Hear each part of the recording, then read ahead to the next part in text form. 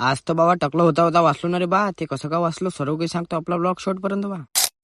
तर जय महाराष्ट्र मित्रांनो. आज सकाळी म्हणे बाबा म्हणे वावरात चक्कर मारून ये म्हणे. वावरात जायचं होतं म्हणून पाण्याची बॉटल बी सोबत घेऊन घेतली. नंतर आलो बाहेर आल्यावर हे मित्र भेटले. हा यशा म्हणे बाबा चहा पाचतो म्हणे. मग तुम्हाला तर माहितच आहे मी कुठचं फुकटचं सोडत नाही. मग चाललो बा याच्यासोबत चहा प्यायले. मग याच्यासोबत मस्तपैकी चहा प्यालो. चहा पिऊन मोद्याला सोडून दिलं घरी आणि आम्ही आलो डायरेक्ट वावरात काही काम तर नव्हतं, फक्त आम्हाला बसणंच होतं. मग काय मस्तपैकी 2-3 घंटे इथं बसलो. नंतर आलो घरी आल्यावर असा विचार केला की लय दिवस झाले आपण कटिंग नाही गेली. मग म्हटलं आज रिकाम पण आहे तर कटिंग करून घ्या. मग आलो बा शंतनू दाच्या दुकानात. इथे एक पहिले नंबर चालू होता. नंतर मग आपला नंबर लागला ना आपली कटिंग बी झाली. आज तर झालं गडबड मध्ये टकलंच होणार होतं. ते तर बरं झालं बाबा पहिलेच लक्षात आलं. इथं गेलतो आज. मग खतरनाक मध्ये कटिंग करून मी आलो घरी आल्यावर सगळ्यात पहिले आंघोळ करून घेतली. आता कमेंट मध्ये सांगून देता मग कसा दिसू राहिलो. नंतर अजून जायचं होतं मला वावरात, कारण की हरभऱ्याच्या यानं लक्ष द्यायला लागते राजू वावरात जायसाठी गाडी करावं की तेवढ्या ते चिल्लर पाल्टी भेटली. हे म्हणे ब्लॉग मध्ये यायचं आहे म्हणे. मग येईल आपल्या ब्लॉग मध्ये येऊन खुश करून टाकलं. नंतर आलो मी डायरेक्ट वावरात. आता पूर्ण संध्याकाळ होईपर्यंत मला वावरातच थांबा लागते. मागचे 1-2 दिवस आपली ब्लॉग आली नाही. त्याचं कारण असं आहे की आता आहे माझे 12वीचे पेपर, म्हणजे 10 फेब्रुवारी पासून माझे 12वीचे पेपर लागते. आता तुम्हाला तर माहितच आहे 12वी वालेले प्रॅक्टिकल किती द्यायला लागते. म्हणून मला 2-3 दिवस प्रॅक्टिकल लिहायलाच लागले. कंटिन्यू 2 दिवस मी प्रॅक्टिकल लिहिलं म्हणून ब्लॉग टाकले नाही. एकदा आपले पेपर झाले की त्याच्यानंतर कंटिन्यू ब्लॉग येईल. त्यासाठी तुम्ही आपल्या अकाउंटला फॉलो करून टाका. भेटू मग आपल्या अशा एका नवीन ब्लॉग मध्ये. पर्यंत